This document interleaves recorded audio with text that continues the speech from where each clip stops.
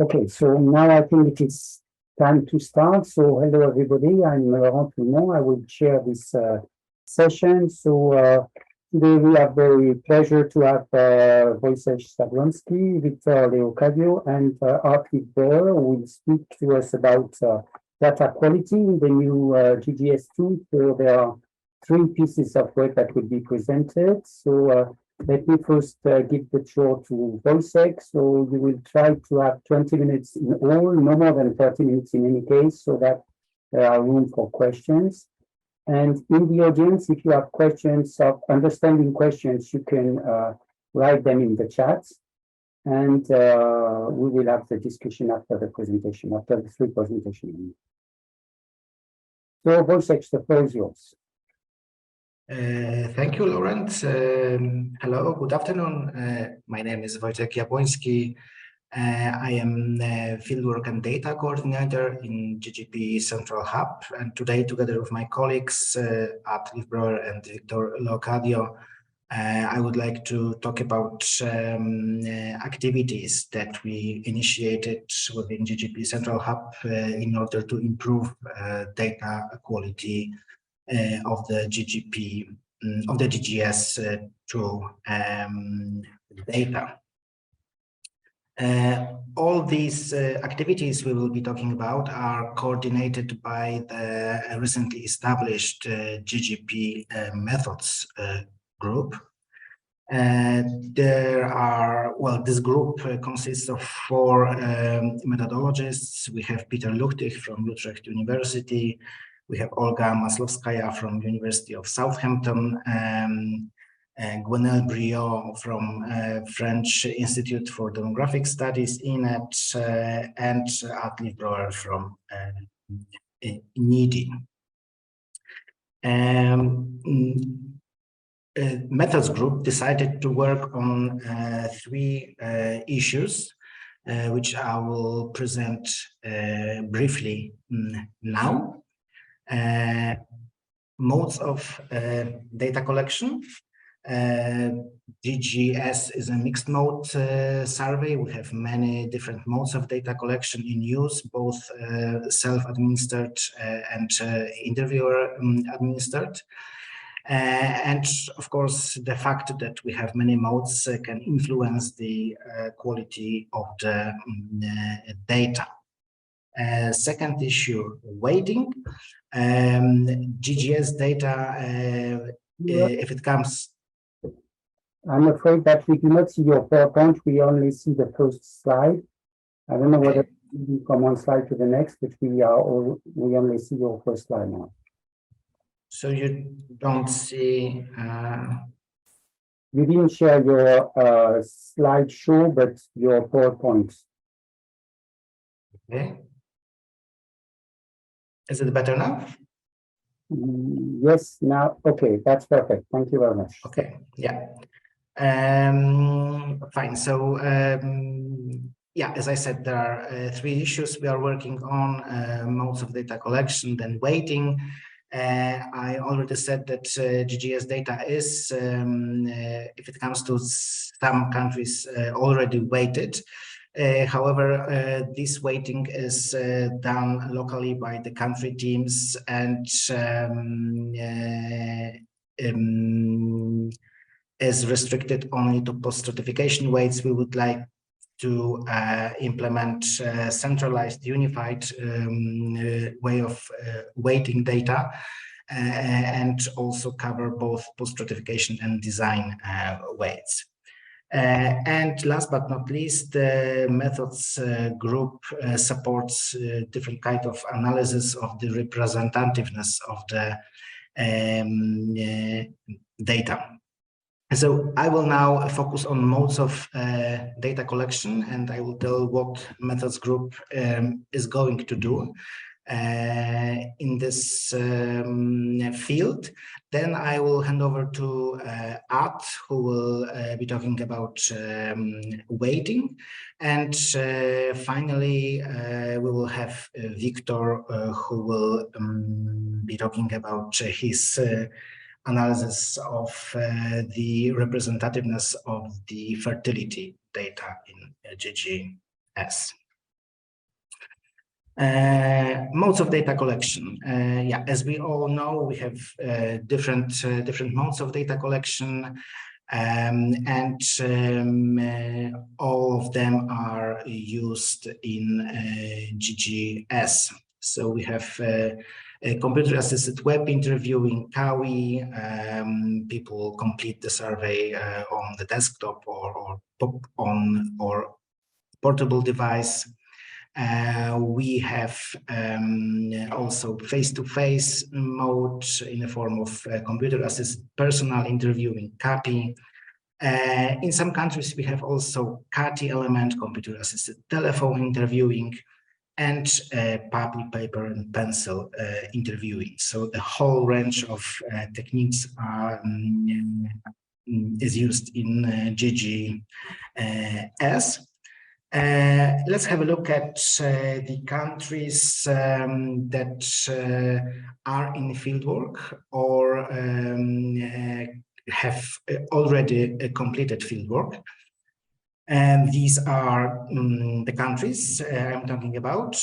And first of all, we can point out countries that had or have just CAWI, so single mode CAWI: Estonia, Norway, Finland, Denmark, Hong Kong, United Kingdom. We have also countries that utilize only CAPI, so face-to-face interviews assisted by the computer: Kazakhstan, Moldova, Buenos Aires. Buenos Aires is in Argentina, but if it comes to this country, we cover just the city of Buenos Aires. And finally, we have countries where there are two modes of data collection. For example, in France and Sweden, we have CAWI and CATI. In Uruguay, we have CAPI. 80% of the sample is done in CAPI mode and 20% in CAWI. In Czech Republic, we have a mix of CAWI and CAPI, and in Germany, we have both CAWI and PAPI. As I said before, the fact that we use a particular mode can affect the quality and reliability of the data. Two main modes used in GGS, CAWI and CAPI. CAWI is an example of self-administered mode. CAPI is the example of interviewer-administered mode. The fact that in CAWI we don't have the interviewer and in CAPI we have the interviewer can introduce error bias to the data. For example, we have social desirability bias. So the presence or the absence of the interviewer produces differences in how questions are considered by the respondents, and this may affect responses, even when questions are identically worded. This bias, this effect appears in the form of over-reporting good behaviors and under-reporting of bad ones.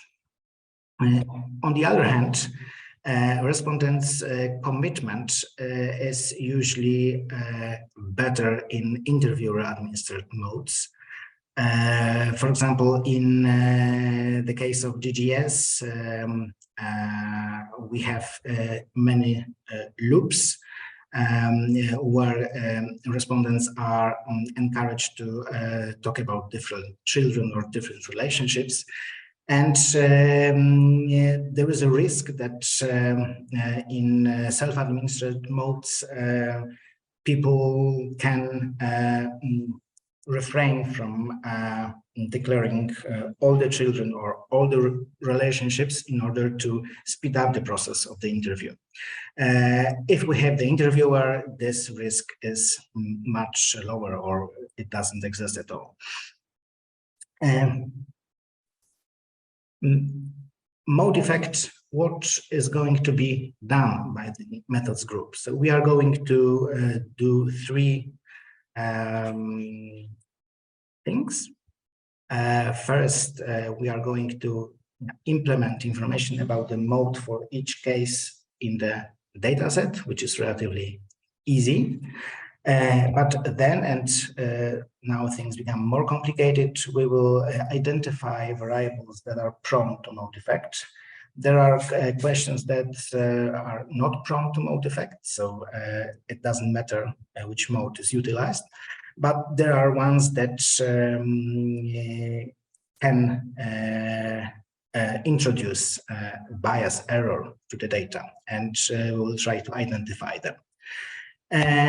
Finally, we will prepare user manual containing guidelines for the user how to treat the data in regard to mode effect. So I already covered modes of data collection issue, and now we have a weighting, and I will hand over to Aat.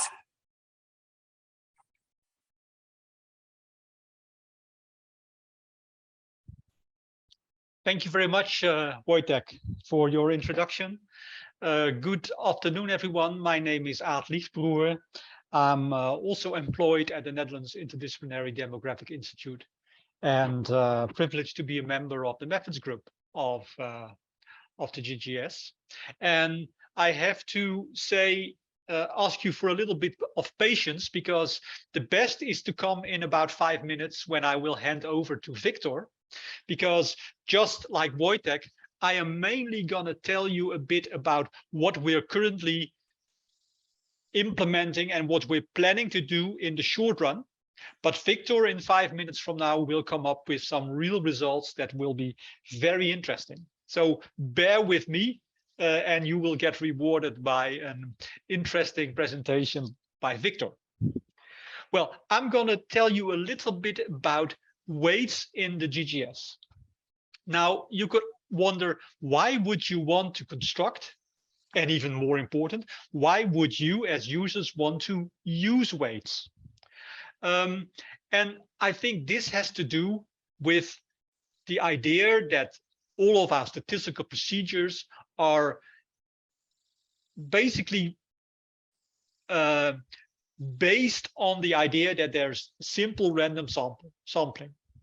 And in practice, the sampling designs that we are using may deviate from simple random sampling. And that constitutes a problem. And the things we're doing concerning weights are designed to control for these problems, to make these problems less. Now, what kind of issues are there? The first issue has to do with the fact that the way the data are collected could have been done by clustered sampling. For instance, you first select a number of towns or regions or areas in the country, and then within these areas you select individuals. That basically makes your sampling design less efficient. And if you don't control for clustering, it will basically mean that the standard errors that that your computer programs give you underestimate the real standard errors. They are too small. And so there are options, for instance, the SVY command in Stata, that can help you correct these potentially incorrect standard errors.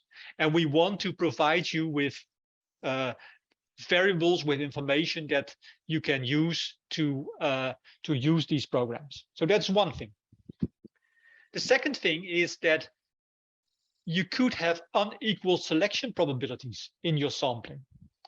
For instance, if you sample households rather than individuals, and you just interview one individual per household, it will imply that people in one-person households will be underrepresented, and people in will be overrepresented, sorry, and people in large households will be underrepresented.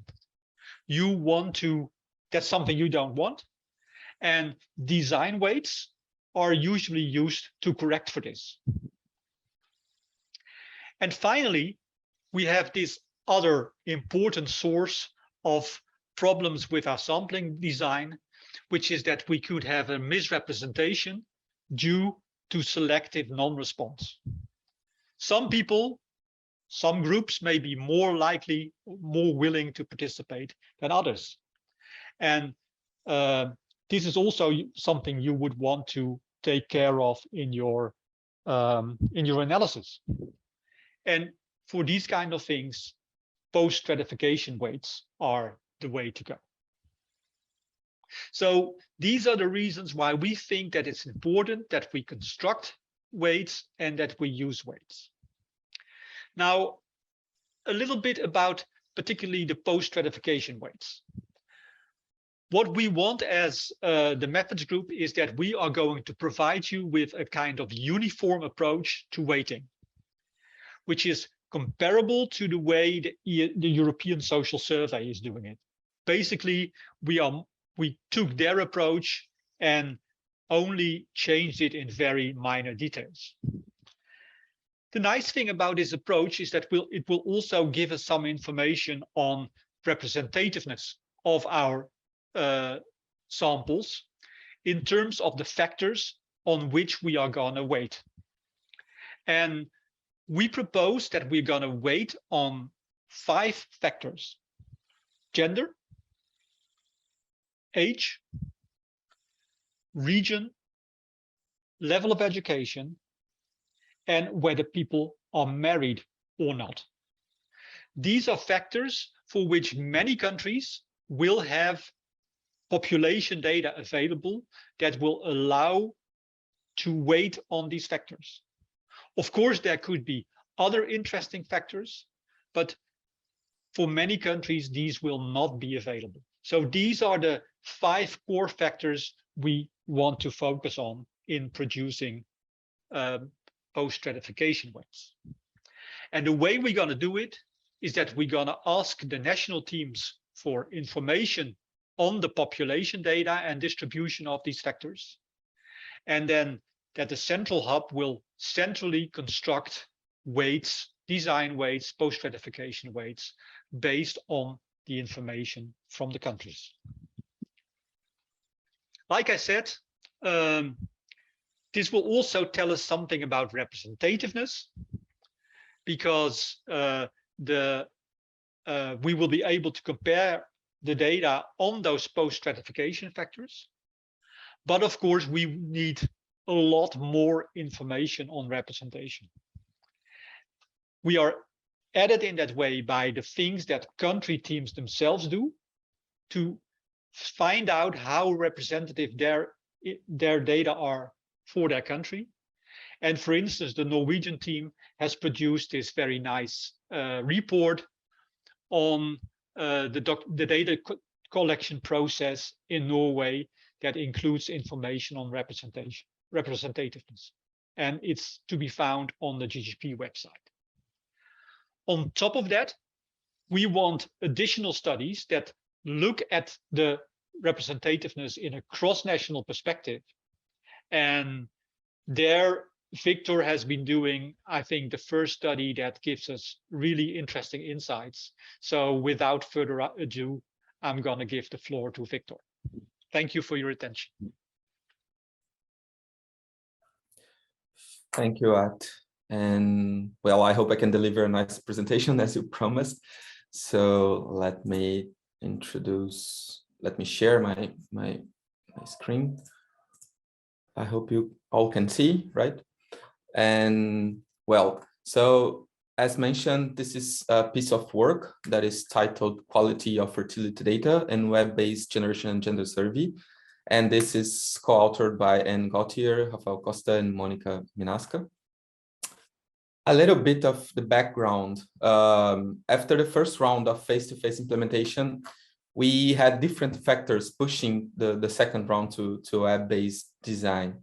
And despite the advantages of a web design, for example, the financial benefits, implementing a web-based GGS has also some disadvantages. For example, the misreporting, especially underreporting of life history variables, especially due to the lack of on-site guidance. Bearing that in mind, we aim in this work to access the quality of GGS second round data collected through the web by verifying the quality accuracy of fertility histories. And we do that comparing GGS data with population-based estimates stemming from open access sources, both Human Fertility Database and United Nations of Population Division.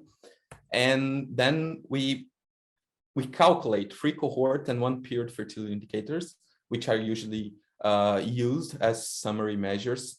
The cohort total fertility rate, CTFR, the cohort mean age at childbearing, cohort parity distribution, and the period total fertility rate, PTFR. We compare the 3 cohort indicators with the Human Fertility Database and the period indicator with the United Nations of Population Division, where we can find the latest estimates. In this analysis, we restrict to the female fertility history data and to countries for which data processing has been completed to date. So we are analyzing Estonia, Norway, Finland, Denmark, and Sweden. Moving then to some results. First of all, I zoomed this first graph so I can give an example of how the data were plotted and how I'm going to present the comparisons between the estimates in the next slides. So in blue, you can see the generations and gender survey curve, and in red, you can see the HFD, the Human Fertility Database curve, and the vertical bars represent the confidence intervals, the CIs.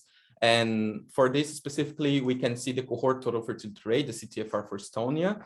And well, we can see here that both estimates are quite similar, and except for only 2 birth cohorts, 1975 and 1976, the HFD estimate falls within the CIs, which is good. So now I present the entire results for the CTFR by age 40, and we can see here the results for the 5 countries. And well, overall, we can see a pattern that is basically twofold. First of all, the estimates from GGS and HFD, they are quite similar, both in level and slope. And with very few exceptions, the HFD estimates fall within the CIs. We can see that they are basically within the CIs in basically all the countries on the screen. And we can also see that for Denmark and Sweden, the GGS estimates are consistently below the HFD curve, although the HFD curve falls within the CIs, which is also important. Moving on to the second plot, here we have the females cohort mean age at childbearing, also by age 40, and by birth cohort, and by birth order. So you can see first, second, and third. And well, here as well, similarly to the results that we found for the CTFR, we can see that the GGS and HFD curves are consistent with each other. And except for very rare occasions, we can see that the HFD estimates are within the GGS CIs. And also we don't see consistent evidence of underreporting here. Then we move on to the distribution of female population at age 44. And here we have by parity. So parity 0, 1, 2, and 3+. Again, the results corroborate the same twofold pattern found for the CTFR and for the cohort mean age at childbearing. We can see here some spikes, but they are, however, expected due to small counts. So we could say that there's a high similarity between both curves. And we see in the entire plot that the HFD estimates are still falling within the GGS CIs. The last plot to be presented here is this figure 4 for the period total fertility rate. And the first thing here to mention is that we found estimates similar to the ones from the UN, the ones that we compare. And except for Denmark and Sweden, we can see the estimates falling within the GGS CIs basically all the time. But even for these two, in which they don't, the upper bound estimate is virtually equal to the HFD estimate. And one important point here is that except for Estonia, the first one here, the GGS estimate is lower than the UN estimate, which evidences some level of underreporting, albeit on a very small scale, because as we can see, the UN estimates tend to fall within the CIs. So some last conclusions.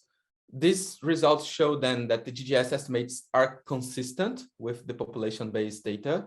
So, and we saw that with very few exceptions, the estimates coming from these other sources fall within the GGS CIs. No systematic deviations were found. And specifically regarding underreporting, we found some level for the PTFR, albeit on a small scale. And well, even in the cases where the GGS estimates were found below the compared estimates, we saw that these latter tend to fall within the CIs.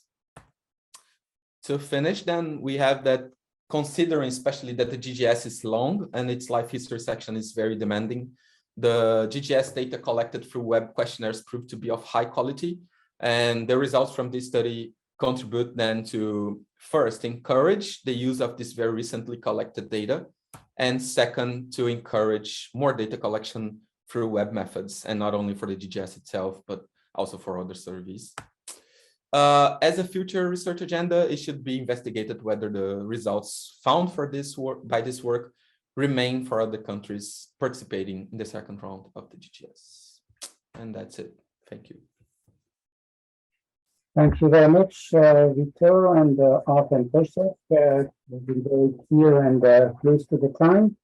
So now the floor is open to discussion. So if you want to ask questions, please, you can raise your hand. And I will give the floor to one or the other. Maybe just to start, when people just wake up after your presentation, I have a small question about the period TFR.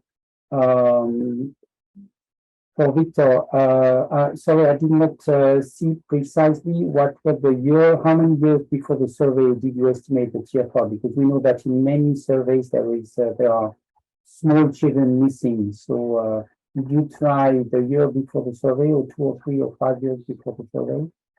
Yeah, this is actually with the 3 years before the survey. I didn't mention that, but yeah, I considered the 3 years before the survey to calculate the PTFR. So maybe you could try 3, 4, 5 years, for instance, before the survey to such differences, because it could be that between the same thing. So I note you raise your hand, so maybe Misha, you can give another floor.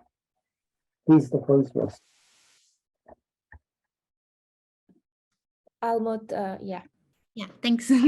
So first of all, many thanks for this interesting presentation. I have a question regarding a general point of the selective non-response, because research shows in general that in surveys we have a kind of general underrepresentation of more lower educated people and also of people with migrant background. And here my question is, since the GGS, we have heard from Wojciech in the beginning, uses different modes, also despite the CAVI mode, do you know if these tendencies of selective non-response regarding the level of education and maybe also migrant background are the same for all modes? Do you look at if there are maybe mode-specific selection effects? Because Yes. Also, the German panel also a bit shows, and also other panel surveys, that maybe online surveys are a bit more of, or that higher educated persons are a bit more likely to participate in online surveys. So my question would be, if you looked also at the different modes, and if you maybe find different tendencies here regarding these characteristics, which are groups like harder to survey groups, which might also correlate with key results or key indicators of your research, like the fertility rate or the number of children. Yeah, maybe my colleagues can correct me, but as far as I remember, we observe these tendencies across different modes. Okay, then it's not the case, or that maybe in online mode you have a bigger or a higher distribution of of higher educated ones. That's not really the point here. I think not. Yeah. Maybe I could add to what Wojciech has been saying. I think it will be very interesting, particularly if we are going to be able to analyze those countries that have used multiple modes, to see not just whether the responses to answers differ between modes, but also to what extent these selective non-response effects differ between modes. Of course, that is something we can only really find out when we are going to be able to compare those countries that have used multiple modes. And we're at the moment still waiting for these data to come in. I think with regard to level of education, we have the advantage that for quite a number of countries, we will have the possibility of getting either real population data or other estimates that may be close to population data to compare our survey results with. I think with regard to migrant status, that is going to be something that is probably not that possible. Of course, we will certainly find that migrants are less likely to answer the questionnaire, but that has a lot to do with the fact that in most countries, the questionnaire is only available in the native language or languages, and not all the migrants will be able to speak that language or to answer the questions in that language. So that will certainly lead to an underrepresentation of migrants, irrespective of mode, I would say. Yeah, and just to add to what Aat said, if we have multiple modes within the country, in most cases, people are randomly assigned to the mode. So it enables us to conduct different kind of methodological analysis. Okay, many thanks for your answer. So there are questions in the chat. I see four of them. Isabella, do you want to ask the question by yourself, or do you want me to read it?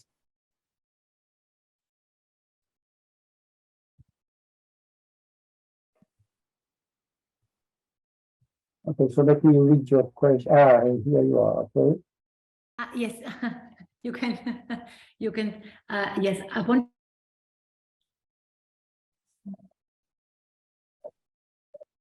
So we lost you. We don't hear you. You are muted, Isabella. Okay. Thank you. Thank you. You can hear me now, Laurent. Yes. I wanted to know about Moldova because, it was the survey was carried out not online, but as CAPIN, and I wanted to know if you also did some calculations regarding Moldova. No, not yet. We haven't focused on Moldova yet, at least for this piece of work, because we were trying to.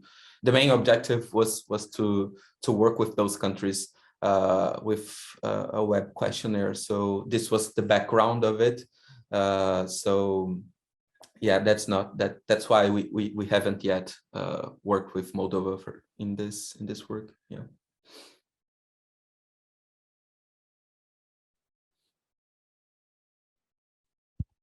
Maybe I could react to the second question in the chat, Laurent, which is from Nobutaka Fukuda, who wonders how the GGS estimates will change if the external 5-factor post-stratification weights mentioned in the presentation are used.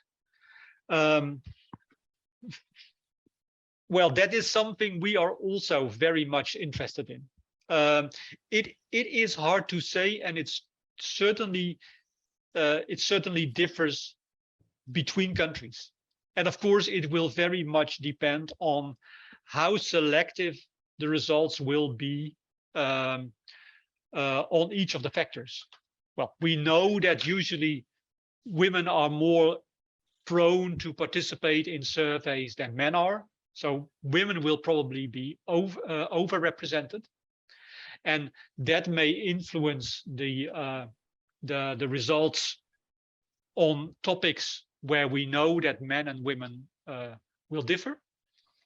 The same is probably true for level of education, where you can expect an underrepresentation of the low educated, and so that makes it really important to try to weight, to post-stratify for that difference. But how exactly that will work out, we have to find out. What is important for us is that we construct these weights, but that we also analyze to what extent they really make a difference. Thank you. So Brianna, you have a question about migrants. You want to elaborate on it? I think my question.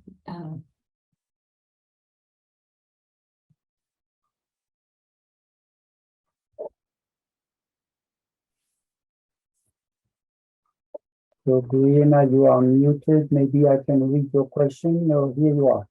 It's just the question's already been answered. Sorry. I think because it was about migrants, and so it was already answered. Okay, so let's go then to Anne's question about differential non-response by SS.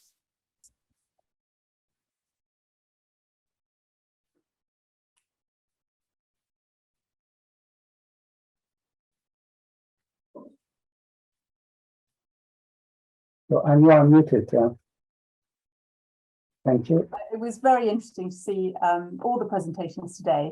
And of course, I was interested in the fertility estimates. And I just must have missed it, Victor, as to whether they are the raw estimates, unweighted estimates, or whether some weighting had been applied. And of course, perhaps all the audience were trying immediately to try and sort of think of hypotheses as to why we might be seeing these slightly lower rates in the Nordic countries. It's probably a bit mean to ask whether you have any ideas, but as a first step, it goes back to what Art was saying. We need to know what the impact of applying the weights would be on those period and cohort estimates. Yeah, thank you, Anne. So in this work, we didn't wait for anything, especially because the weights were not yet done for the countries, and since we wanted to have a comparison between them, we chose to not wait, at least in this first work. But of course, we plan to do the same and to do some similar analysis weighting in the short future. And so there was another question, or? Well, perhaps I could just ask you a little bit more about the weighting then, because in the UK, the presence of children is sometimes used as one of the sort of key factors for post-stratification weighting. Was that one of your 5 factors? I know that being married was. Well, thank you, Anne, for this question. No, it's not in there, and there's a reason, because, well, basically we have an individual level, we have an individual sample approach, and so it could be that we can get population data about, for instance, the number of children that women have. For many countries, it will be very hard to get information on how many children men have. And that was a key reason why we thought, okay, let's not use number of children as one of the factors, but at least to get in some kind of indicator where you probably get population data on, and that is relevant to demographers. We said, okay, we at least want to have an indication of whether people are married or not. That is something that the European Social Survey does not, but that we felt was important to include for a survey like the GGS that focuses on family-related issues. Of course, it's not the best kind of indicator that you would want for, but our struggle is that we want indicators where for as many of the participating countries as possible, we at least also have a good population estimate. And so that is why we opted for that one. Thank you. Yes, I think actually, for example, the UK HLS Understanding Society doesn't sort of use cohort fertility. It literally uses sort of household structure. So how many people are living in a household with a child. So I was just wondering whether, you know, census data from a wide variety of global countries might have that. But thank you very much. Yes, let me elaborate on that before giving the floor to Martin Kreigel. I think in many countries, for instance, in France, we will definitely make some post-stratification, for instance, by sex and age, or we will use some SES data also for our purpose. So I think that we will also make our own works on representativeness. So on the one hand, I think it would be very good that each and every team send you what they are doing. And on the other hand, it would be good if you have some additional, Wojciech, you spoke about guidelines. So maybe guidelines is a little too heavy, but at least to share the kind of checks that are made would be very useful, because as you said, the data are not the same in every country, but the barriers could be different. For instance, in France, we would be very afraid that there would be an interaction in the non-response rates by age and education. So we would also be afraid of some non-response rates related to childbearing, which would be differentiated by level of education, not to speak about the migrants as we've already elaborated. So my point is that there will be many additional checks. Of course, you cannot do everything for all the countries, but I'm wondering whether you think it would be useful to have somewhere the memory of all the tests that have been made. For instance, asking the national team to have an executive summary in English, for instance, of what they have done or something like that. Did you think of that kind of interaction with the national teams? Well, we're currently working with the national teams to get the information that will allow us to do the central weighting at the central hub. And I think that is already a challenge for some of the countries to come up with that kind of information. So I do think that the point that you're raising is really important, but I'm a little bit hesitant to put too much emphasis on that from the perspective of the central hub.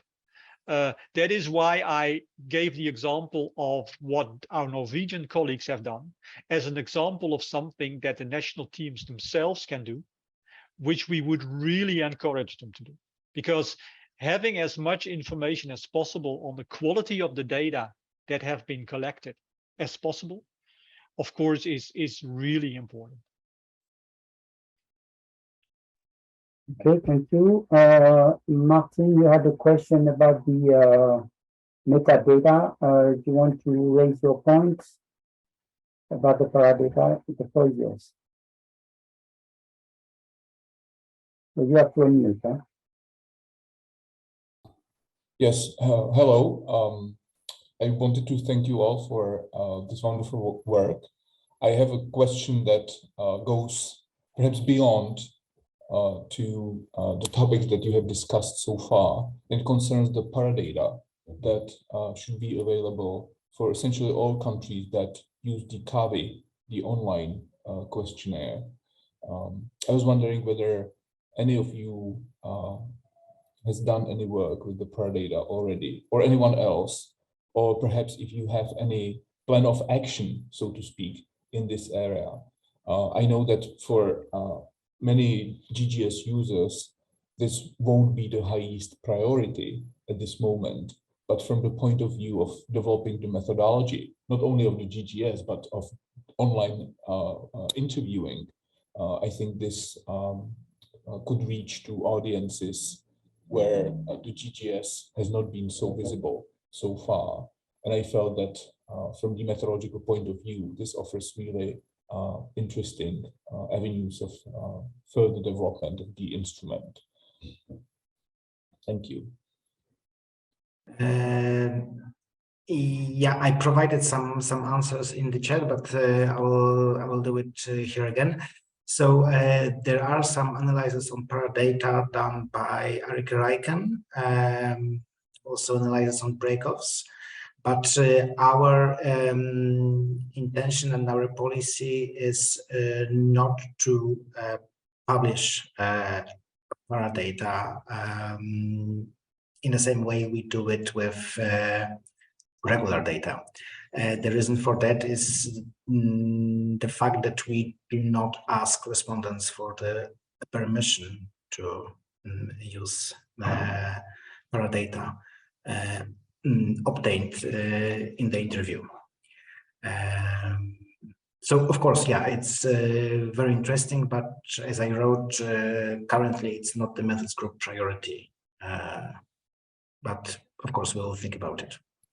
May I ask a short follow-up question? I understand that we as country coordinators will have access to the paradata for our respective countries. Is that correct? Yeah. And then regarding who can get access to this database, are there any guidelines or rules that we should follow so that we do not breach those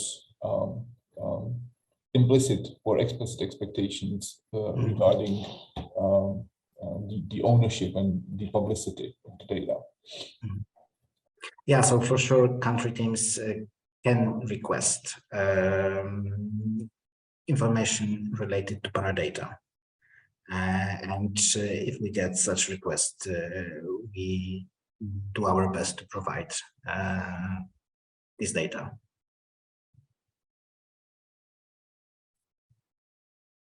Thank you. Wojciech, you spoke about guidelines and user manuals, so I don't know whether maybe there could be a paragraph on this paradata that could be just as a reminder, because I think it is very important because of the diversity of the data collection mode. So I think it would be good to have some additional information at least available, maybe some links, for instance, to the person in charge in the national team or things like that. Very concrete information could be also useful.